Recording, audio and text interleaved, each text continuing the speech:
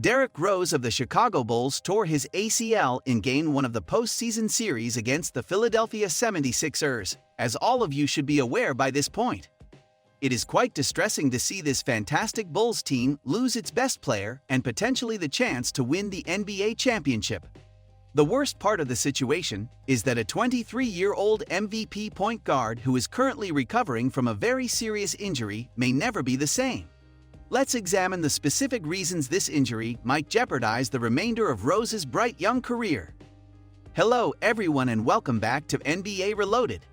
Don't forget to subscribe to our channel for the latest updates about NBA's news, players, and their lifestyle. With that being said, let's get started. One of the NBA top athletes, Derrick Rose, uses his athleticism to score goals. He is incredibly speedy and possibly the league's finest point guard at dunks.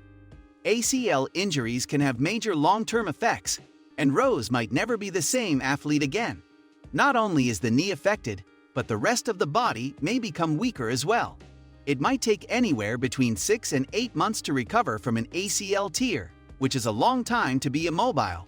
After the post-surgery swelling subsides, you can certainly try to perform some light workouts, but it will take some time, and even then, you must be extremely cautious and patient.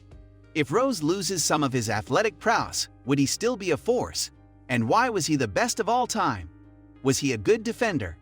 After recovering from an ACL injury, a player runs the risk of suffering another injury to the ACL or other areas of the leg. No matter how hard a player trains, he will not be as strong when he returns, and if he plays the same way or sees significant minutes early, he risked injuring himself once more.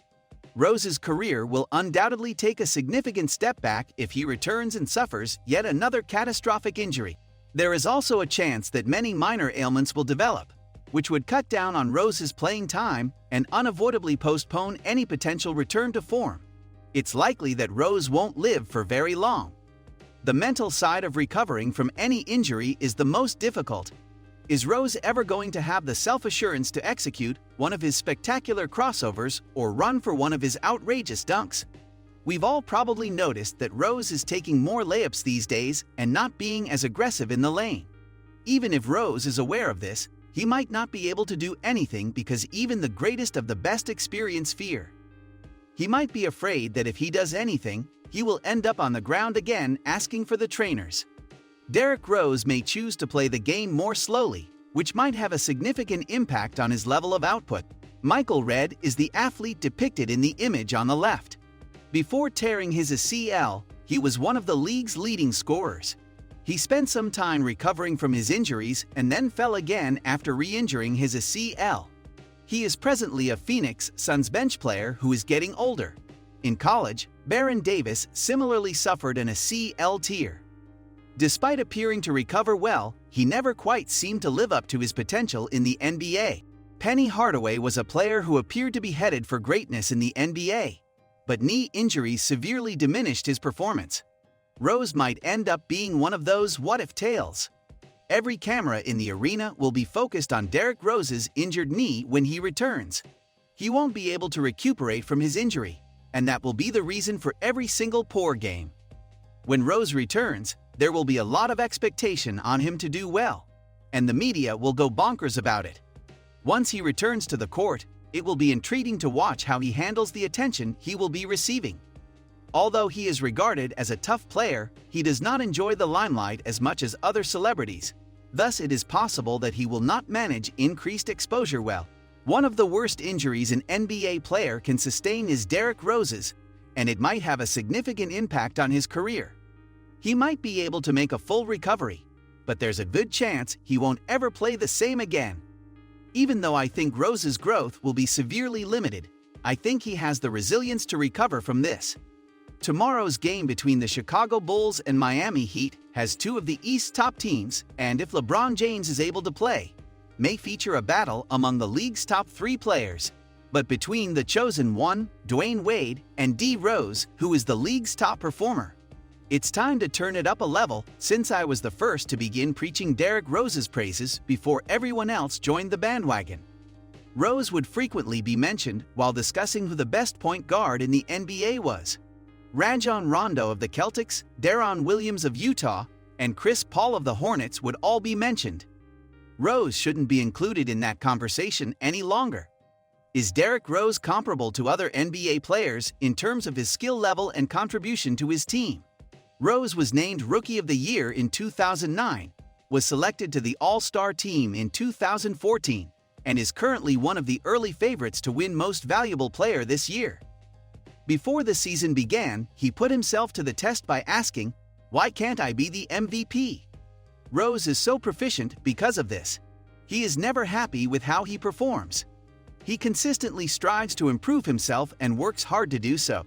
They claimed he had no outside shot during his first season, but he worked on it and developed into a lethal mid-range shooter. You are aware of how he spent his summer since they claimed he couldn't shoot the three coming into this season.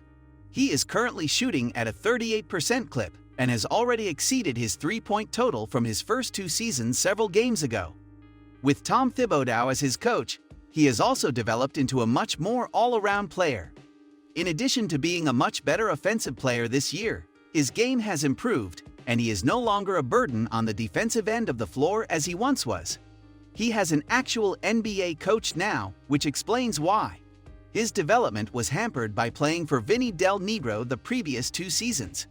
It's incredible he performed so well, taking the team to the playoffs in each of his first two seasons despite receiving very little guidance. I'm going to get in trouble for saying this, but Derrick Rose makes me think of Michael Jordan. There are parallels. Both performed better than anticipated. The third pick in the draft, Michael Jordan, went on to become the greatest player in league history. Nobody anticipated what he would become, even if people thought he would be extremely excellent. According to a popular saying, Dean Smith, Michael Jordan's college coach, was the only person to ever stop him. Scottie Pippen is damned. He's already the second-best player in Chicago Bulls history. They both entered the league as slashers with questionable jumpers, and they both tried to turn their weakness into a strength. Another resemblance exists, and it may be the most significant of them all. Both of them despise losing a lot. Because he detested losing so much, Michael Jordan used to lie when playing board games against the mother of his college roommate.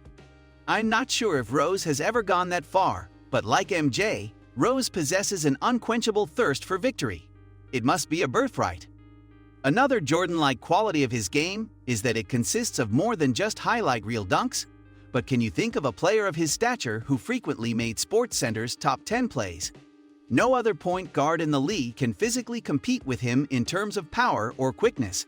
It's absurd to say, but it felt like he was more dominant throughout the basketball championships this summer and last year. He and Rose were the team's dominant players, although Rose seems to have surpassed him since the season began. Dwayne Wade is performing admirably now after a poor start, but as I noted last summer, his career has been battered and he won't be able to maintain this level for much longer. Only LeBron James is left. He was arguably a better physical specimen in high school than almost everyone in the league. Because he is a freak who only appears once every 20 to 30 years, he hasn't put as much effort into improving his skills. So what do you think about this? Who would have imagined Rose would develop into the talent he has at such an early age? And should we call him a legend of the NBA? Well, this brings us to the end of the video. If you enjoyed watching, do like this video. Don't forget to subscribe to the channel for more insightful content from us. We'll see you at the next one. Until then, peace.